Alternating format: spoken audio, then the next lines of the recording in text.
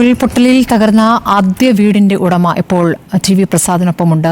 ഉരുൾപൊട്ടുമെന്ന് മനസ്സിലാക്കി വൈകിട്ട് 6:30 തന്നെ അവിടെ നിന്ന് ഇറങ്ങുകയായിരുന്നു. അതുകൊണ്ട് കുടുംബത്തെ രക്ഷപ്പെടുത്താൻ കഴിഞ്ഞു എന്ന് അദ്ദേഹം ഓർമ്മിക്കുകയാണ്. ടി വി പ്രസാദ് അദ്ദേഹത്തിനൊപ്പം. പ്രസാദ്, ഇപ്പോൾ വീട് തകർന്നു, പക്ഷേ കുടുംബം രക്ഷപ്പെട്ടു. നേരത്തെ തന്നെ അങ്ങനെ രക്ഷപ്പെട്ടു പോയ ഒരുപാട് പേരുണ്ട്. അതിൽ ഒരാളാണ് ഇദ്ദേഹം, ആദ്യം തകർന്ന വീടിന്റെ ഉടമ. എന്താണ് അദ്ദേഹത്തിന് ഇപ്പോൾ ഈ ഘട്ടത്തിൽ, ഈ 7ാം ദിനത്തിൽ പറയാനുള്ളത്?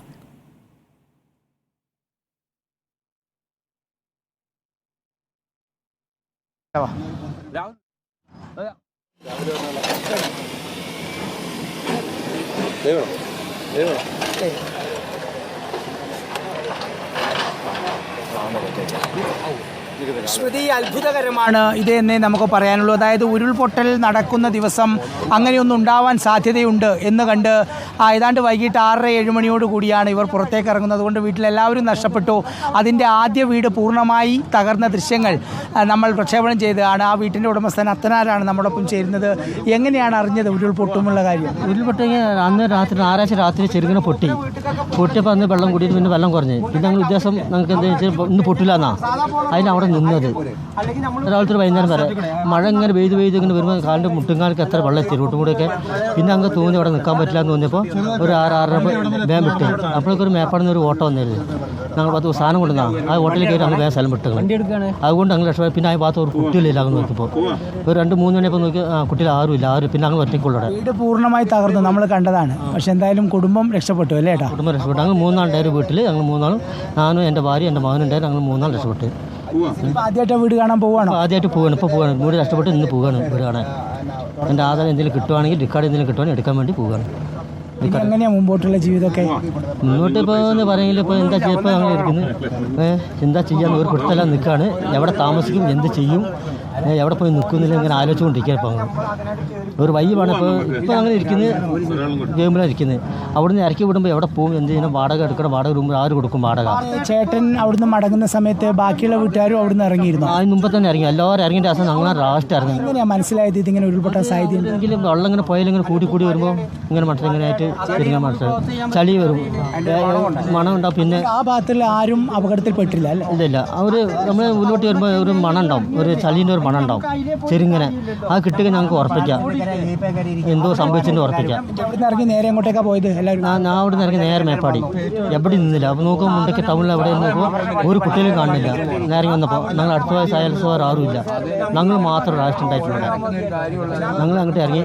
പുഞ്ചേരി മട്ടത്തിൻ്റെ ഏറ്റവും മുകളിലാണല്ലോ ചേട്ടൻ്റെ വീട്. അപ്പോൾ അവിടുന്ന് താഴേക്ക് വരുന്ന സമയത്ത് ചേട്ടൻ ഓരോ ആളുകളെയും വിളിച്ചുകൊണ്ടാണോ വന്നാൽ അപ്പോഴേക്കും അവരെല്ലാവരും ഇറങ്ങി? ആ ദിവസം ഉണ്ടായിരുന്നു. ആ ദിവസം ആദ്യം കടന്നുപോയി എൻ്റെ വീട്ടിനടുത്ത്. പിന്നെ അറിയാമായിരുന്നു അല്ലേ? അവർക്ക് അറിയാം. അവർ ആദ്യം ഇപ്പോൾ പഞ്ചായത്തിന് ആൾക്കാർ വന്ന് അവർ കൂട്ടിക്കൊണ്ടുപോയി. പഞ്ചായത്ത് ആൾക്കാർ ഞങ്ങളെ വിളിക്കില്ല, അങ്ങോട്ട് അറിയില്ല, വന്ന പോലും അറിയില്ല, അറിയാതെ കൂട്ടിക്കൊണ്ടുപോയി. അപ്പോൾ അവർ ഉച്ചയാകുമ്പോൾ അവർ പോയി. പിന്നെ ഉച്ചയ്ക്ക് ഒരു കഴിഞ്ഞിട്ട് ഇങ്ങനെ ടൗണൊക്കെ പോയി വരുമ്പോൾ 3 മണി അതിരാണ്ടായി. ചേട്ടൻ്റെ വീടിൻ്റെ താഴെയുള്ളവരൊക്കെ ആ വീടും പൂർണ്ണമായിട്ട് പോയിട്ടുണ്ട്. വീടുകൾ അവരൊക്കെ പോയി, അവർക്ക് രക്ഷപ്പെട്ടു. അവരെ കഴിഞ്ഞ മുമ്പേ അവർ പോയി രക്ഷപ്പെട്ടില്ല. ഞങ്ങൾ ഭാഗത്ത് എല്ലാവരും രക്ഷപ്പെട്ടിട്ടുണ്ട്. തലവസം വീടിൻ്റെ തൊട്ട് മുകളിലുള്ള വീട് അതുപോലെ നിൽക്കുന്നുണ്ട്. അത് അവിടെ എങ്കിലും അവിടെ പോയില്ല. അവിടെ വെള്ളം കയറില്ലെന്ന് തോന്നുന്നു. എനിക്കറിയില്ല അതിനെ പറ്റി. കൂടുതലും ഞാൻ പോയെങ്കിൽ കണ്ടെങ്കിൽ എനിക്കറിയില്ല അതിനെ പറ്റി. ഇപ്പോൾ വീട്ടിലുള്ളവരൊക്കെ എവിടെയുണ്ട്? ഗെയിമിലുണ്ട്. എല്ലാവരും ഗെയിമിലല്ലേ. ആദ്യമായിട്ട് വീട്ടിലേക്ക് പോവുകയാണല്ലേ? ആദ്യത്തെ വീട്ടിൽ പോവുകയാണ്. പോയി നോക്കട്ടെ എന്താ സ്ഥിതി എന്താണെന്ന് അറിയാൻ വേണ്ടി. എൻ്റെ ഡിക്കാർഡ് കുറേ പോയി കിടക്കാണ്. എൻ്റെ സ്ഥലത്തിൻ്റെ കടലാസ് നമ്മൾ കൊടുത്ത വാർത്തയിൽ ചേട്ടൻ്റെ വീട് കണ്ടു എന്ന് പറഞ്ഞു അല്ലേ? കണ്ടു എന്ന് പറഞ്ഞു. നിങ്ങൾ വന്ന സ്ഥലത്തിൽ ഞാൻ വീട് കണ്ടിട്ടാണ് നിൽക്കുന്നത്. പിന്നെ എൻ്റെ ഭാര്യ എൻ്റെ ചെറുക്കനും ഇങ്ങോട്ട് മുണ്ടൊക്കെ പോരത് പിടിച്ചു വെച്ചുകൊണ്ടാണ് ഇത്ര ഇതും വരാറുണ്ട്. അതുകൊണ്ട് ഇന്ന് പോയാൽ പറ്റും. എൻ്റെ ഡിക്കാർഡും കാര്യങ്ങളും കിട്ടില്ല നോക്കട്ടെ. പിന്നെ എൻ്റെ അതിൻ്റെ കാർഡ് ഫോർസ്റ്റാർക്കാർക്ക് കിട്ടിയിട്ട് ഫോർസ്റ്റ് മണിസാറിന് ഒരാൾ രേഖകളുണ്ട് ഇപ്പോൾ കയ്യിൽ. ബാക്കിയെല്ലാം പോയോ? എന്തൊക്കെയുണ്ട് കയ്യിൽ? ഇപ്പോൾ കയ്യിൽ എന്തെങ്കിലും ഉണ്ടോ? റേഷൻ കാർഡ് മാത്രമേ ഉള്ളൂ. ബാക്കിയെല്ലാം ID കാർഡും വീടിൻ്റെ ആധാരവും എല്ലാം പോയി കിടക്കാണ്. പിന്നെ നീതി അടച്ചൻ്റെ ബാങ്ക് അക്കൗണ്ട് ലോൺ എടുത്തിട്ടുണ്ട്. രേഖകളെല്ലാം ഒറ്റ ഇതുവഴി തരാമെന്ന് ഇന്നിപ്പോൾ രാവിലെ റവന്യൂ മന്ത്രി നമ്മുടെ ചാനൽ വഴി പറഞ്ഞിട്ടുണ്ട്. ക്യാമ്പിൽ തന്നെ അതിൻ്റെ സൗകര്യം ഉണ്ടാക്കുന്നൊക്കെ പറഞ്ഞു. ബുദ്ധിമുട്ടുണ്ടാവില്ല. എന്തെങ്കിലും കിട്ടുക, ഏതെങ്കിലും റിക്കാർഡ് കിട്ടുകയാണെങ്കിൽ പിന്നെ ആവശ്യമില്ല. പിന്നെ എൻ്റെ വീട്ടിൽ കൂടുതലെങ്കിലും അതിൽ വേവലാതിപ്പെടേണ്ട, സർക്കാർ അത് സംവിധാനം ചെയ്തു തരാമെന്ന് പറഞ്ഞിട്ടുണ്ട്. പിന്നെ എൻ്റെ വീട്ടിൽ ലേശം മുളകുണ്ടായിരുന്നു, വിൽക്കാതെ എടുത്ത് വെച്ചായിരുന്നു. ഓണത്തിന് വെക്കാൻ വേണ്ടി കണക്ക് വെച്ച് ഒരു 50-60 കിലോ മുളകുണ്ടാവും. വീട്ടിൽ പൈസ എങ്ങനെ സൂക്ഷിച്ച് വെച്ചിരുന്നു? പൈസ ഇല്ല. ഒരു പാൻ്റെ ചെയിനുണ്ട്, ഒരു 2 റിങ്ങുണ്ട്, കുട്ടികളുടെ റിങ്ങും. അത് മാത്രം വീട്ടിൽ വേറെ പൈസയും കാര്യമൊന്നുമില്ല. ഈ കുറച്ച് കുരുമുളകുണ്ട്, 19 കിലോ കുരുമുളക്. എന്താ ചെയ്യുന്നുണ്ടായിരുന്നു? ജോലി എന്താ? ഞാൻ കൃഷിക്കാരനാണ്. കൃഷി ഇങ്ങനെ ചെയ്തുകൊണ്ടിരിക്കും. പിന്നെ ബാക്കി അവിടെ പണി കിട്ടിയാൽ പോകും. വലിയ എസ്റ്റേറ്റിലൊക്കെ പണിയിട്ട് പോകും, എടുക്കും. അതായത് അന്നന്ന് പണിയെടുത്ത് ജീവിക്കുന്നതായിരുന്നു അല്ലേ? അങ്ങനെ അന്നു പണിയെടുത്ത് അന്നു ജീവിക്കും. ഇവിടെ മൂപ്പര് എസ്റ്റേറ്റിലെ പണി എനിക്ക് അവിടെ പണിക്ക് പോയിക്കൊണ്ടിരിക്കുക. പിന്നെ കുറച്ച് കൃഷിയുണ്ട്, അതും ചെയ്യും. പണി കഴിഞ്ഞ് വന്നിട്ട് കുറച്ച് ഉണ്ടാക്കും. അങ്ങനെയാണ്. പിന്നെ പെണ്ണുങ്ങൾക്ക് എസ്റ്റേറ്റിലെ പണി, താഴെ എസ്റ്റേറ്റിൽ. അങ്ങോട്ട് എങ്ങനെ ഇത് നേരത്തെ ഉരുൾപൊട്ടൽ കണ്ടത് കൊണ്ടാണോ ഇങ്ങനെയൊക്കെ ഇതാണ് ഇതിൻ്റെ സാധ്യത എന്ന് അറിയുന്നത്? എങ്ങനെയാണത്? ഇങ്ങനെ ഇപ്പോൾ ഞായറാഴ്ച രാത്രി 12 മണിക്ക് പൊട്ടിയിട്ടുണ്ട്. ചെറിയ വലിയ പൊട്ടല്ല, ചെറിയ പൊട്ടി അല്ല. അത് വരെ ഞായറാഴ്ച തലേ ദിവസം രാത്രി 12 മണിക്ക് പൊട്ടി. അത് കാര്യമായിട്ട് താഴേക്കൊന്നും അത് കുറേ വായിച്ചില്ല, ഒന്നും വായിച്ചില്ല. അവർ കരങ്ങി അറിഞ്ഞില്ല. അപ്പോൾ കരഞ്ഞ് വരികയാണ് വെള്ളം. ചെറിയൊരു മുട്ടി കഷ്ണങ്ങളൊക്കെ കിട്ടി, ഇങ്ങനെ ചെറിയൊരു കഷ്ണങ്ങളായിട്ട് വന്ന് കുറച്ച് ചെറിയൊരു പാറകളൊക്കെ ഉരുണ്ട് വന്ന് അതോടെ കഴിഞ്ഞ്. രാവിലെ നേരത്തെ പോയിട്ട് പിന്നെ ഒന്നുമില്ല. പിന്നെ ഉച്ച കഴിഞ്ഞിട്ട് ഒരു 10-11 മണി കഴിഞ്ഞാൽ മഴ തോറാതെ മഴ. എവിടെയാണ് നിൽക്കാൻ പറ്റും. പിന്നെ റൂട്ടിൽ കൂടെ വെള്ളം, എല്ലായിടത്തും വെള്ളം, ഫുള്ളും വെള്ളം. ഈ വെള്ളമൊക്കെ കണ്ടിട്ടാണ് ഞങ്ങൾ അവിടെ നിന്ന് സ്ഥലം വിടുന്നത്. ഓരോരുത്തർ വെള്ളം കണ്ടപ്പോൾ ആദിവാസികൾ പോയി, പിന്നെ അടുത്തടുത്ത ആൾക്കാരൊക്കെ പോയി, ഫുള്ളും പോയി. ഈ ആദിവാസികൾക്ക് ഇതെങ്ങനെയാണ് അറിയുന്നത്? നിങ്ങളെപ്പോലെ തന്നെ അവർ വന്ന് കൊണ്ടുവന്ന പഞ്ചായത്തിൽ നിന്ന് ആൾക്കാർ പോയി ആദിവാസികളെ വിളിച്ച് ജീപ്പ് കയറ്റി കൊണ്ടുപോയി. പിന്നെ അവർ ഒരു കുടുംബം മാത്രം അവിടെ ഉണ്ടായിരുന്നു. ആ കുടുംബം ഞങ്ങൾ മാത്രം ഉണ്ടായിട്ട് അവിടെ ഉണ്ടായതുള്ളൂ. പിന്നെ ഞങ്ങൾ വന്ന ദിവസം അവരും പോയിട്ടുണ്ട്. അവർ അവിടെ പോയെന്ന് എനിക്കൊരു പുറത്തല്ല. മുമ്പേ 84 അവിടെ പൊട്ടിയെന്ന് പറഞ്ഞല്ലോ, ആ സമയത്ത് അവിടെ ഉണ്ടോ? ചേട്ടൻ അവിടെ ഉണ്ടോ? 84 പൊട്ടിയൊന്നുണ്ട്. കരിമറ്റം പൊട്ടിപ്പോയത് ഉണ്ട്. കരിമറ്റം പൊട്ടിയുണ്ട്. ഞങ്ങളൊക്കെ അന്ന് മുണ്ടക്കില്ല താമസം.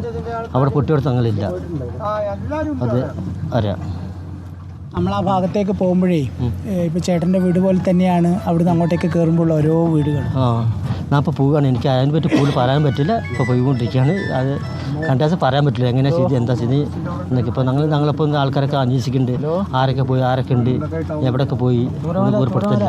ഞങ്ങൾ ഒന്നിച്ച് താമസ ആൾക്കാരല്ല, എല്ലാവരും വേറുവിട്ട് നിൽക്കുകയാണ്. അന്നിപ്പം ചേട്ടൻ ഒഴിഞ്ഞു പോയത് ആരും പറഞ്ഞില്ല അല്ലേ? സ്വയം തോന്നിയിട്ടാണ് പോയത്. 6 മണിയായിട്ടുണ്ടോ ഏകദേശം സമയം? നേരം 6-6:30 ഞാൻ പോയി, ഇവിടെ പോയി. അപ്പോൾ അങ്ങനെ ടൗണിലേക്ക് വന്ന് എൻ്റെ പെണ്ണ് എൻ്റെ കൊണ്ടുവരാൻ ആദ്യം പറഞ്ഞേച്ചേ. അന്ന് വരുന്ന സമയത്ത് കയ്യിൽ എന്തെങ്കിലും എടുത്തോ? അല്ല അങ്ങനെ എടുത്തില്ല. അങ്ങനെ ഈ മഴ പിന്നെ വയലൊക്കെ വെള്ളം കൂടി വരികയാണ്. കൂടി വരുമ്പോൾ ഒരു സമസ്യ. പെട്ടെന്ന് വീട് പൂട്ടി. പിന്നെ ഞങ്ങൾ ഉരുൾപൊട്ടി വീട് പോകുന്ന ഉദ്ദേശം. അവിടുന്ന് ഇങ്ങോട്ടേക്ക് എങ്ങനെ എത്തി? ചുരമലിലേക്ക് എങ്ങനെ എത്തി? ഞങ്ങൾ മേപ്പാടുന്ന് ഒരു ഓട്ടോ വന്നിരുന്നത്. ഞങ്ങൾ വിളിച്ചു വരുത്തിയല്ല, എന്തോ സാധനം എന്തോ കൊണ്ടുവന്നാണ്. ആ ഓട്ടോയിൽ കയറി നേരെ മേപ്പാട് വന്നു. നിങ്ങൾ ഇങ്ങോട്ടേക്ക് ഇറങ്ങുന്ന സമയത്ത് ഏതാണ്ട് ഒരു 7-7:30 ആയിട്ടുണ്ടാവുമല്ലോ താഴെ എത്തുമ്പോൾ. അപ്പോൾ ഇവിടെ എന്തെങ്കിലും ആരെങ്കിലും അതിനെക്കുറിച്ച് സൂചന പറഞ്ഞു? ചേട്ടൻ ആരോടെങ്കിലും പറഞ്ഞിരുന്നു ഇങ്ങനെ സാധ്യതയുണ്ട്? ആരോടും പറഞ്ഞോ താഴെ? ഇല്ല, ആരും പറഞ്ഞില്ല. അടുത്തിൽ ആരെങ്കിലും ഒരാൾ കണ്ടുപോലെ പറയാൻ കിട്ടിയില്ല. ഈ പഞ്ചായത്തിൻ്റെ ആളുകളോ വില്ലേജ് ഓഫീസിനോ ആരെങ്കിലും പിന്നെ അവിടെ വന്ന് പറഞ്ഞു? ഈ ആദിവാസികളെ കൊണ്ടുപോകുന്ന സമയത്ത് നിങ്ങളെ വീട്ടിലൊന്നും അവർ പറഞ്ഞില്ലേ? ഒന്നും പറഞ്ഞിട്ടില്ല. ആദിവാസികളെ കൊണ്ടുപോകും പറഞ്ഞിട്ടില്ല. ആദിവാസികളെ കൊണ്ടുപോയിരുന്നു അവിടുന്ന് അല്ലേ? അവിടുന്ന് കൊണ്ടുപോയി. അവർ നിങ്ങളോടൊന്നും പറഞ്ഞില്ല? അങ്ങനത്തെ അറിയില്ല.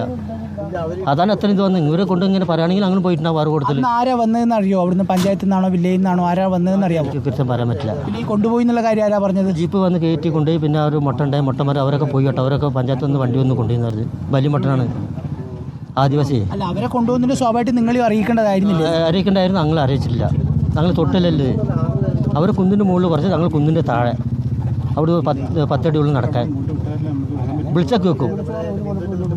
അങ്ങനത്തെ ഒരു അക്ഷരം ഉണ്ട്. അവർ വന്ന് അവർ കയറ്റി ഒരട്ട പോക്കും പോയി.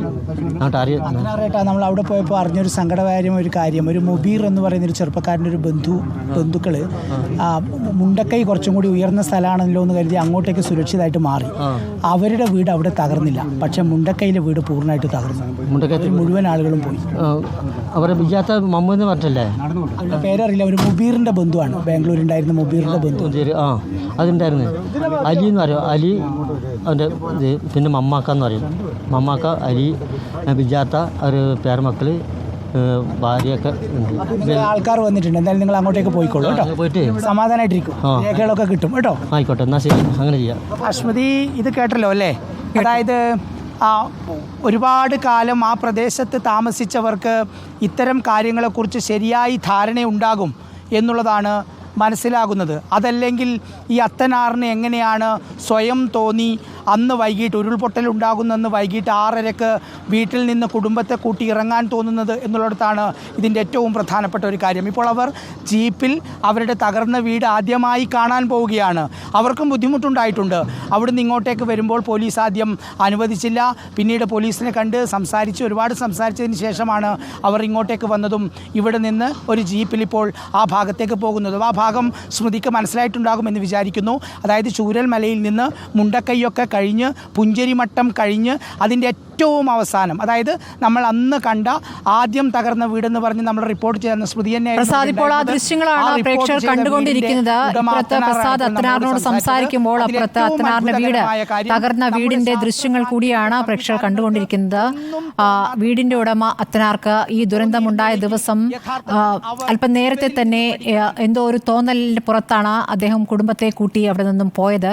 ചെളി കലർന്ന മണ്ണിന്റെ മണം വന്നപ്പോൾ ഇതത്ര നല്ല ലക്ഷണമല്ല എന്ന് അദ്ദേഹത്തിന് തോന്നുകയായിരുന്നു. അങ്ങനെ അത്തനാർ കുടുംബത്തോടൊപ്പം അപ്പോൾ കണ്ട ഒരു ഓട്ടോറിക്ഷയിൽ കയറി മുണ്ടക്കൈ വിടുകയായിരുന്നു. അത് വലിയൊരു ദുരന്തത്തിൽ നിന്നും രക്ഷപ്പെട്ടു എന്നതാണ് അത്തനാറും കുടുംബം. പക്ഷേ വീട് പൂർണ്ണമായും തകർന്നിരിക്കുന്നു. വീട്ടിൽ ഒരുപാട് രേഖകളുണ്ട്. ആ രേഖകളടക്കം കണ്ടെത്താനായി അത്തനാർ ഇപ്പോൾ അങ്ങോട്ടേക്ക് തിരിക്കുകയാണ്. നടന്ന 7-ാം ദിവസം.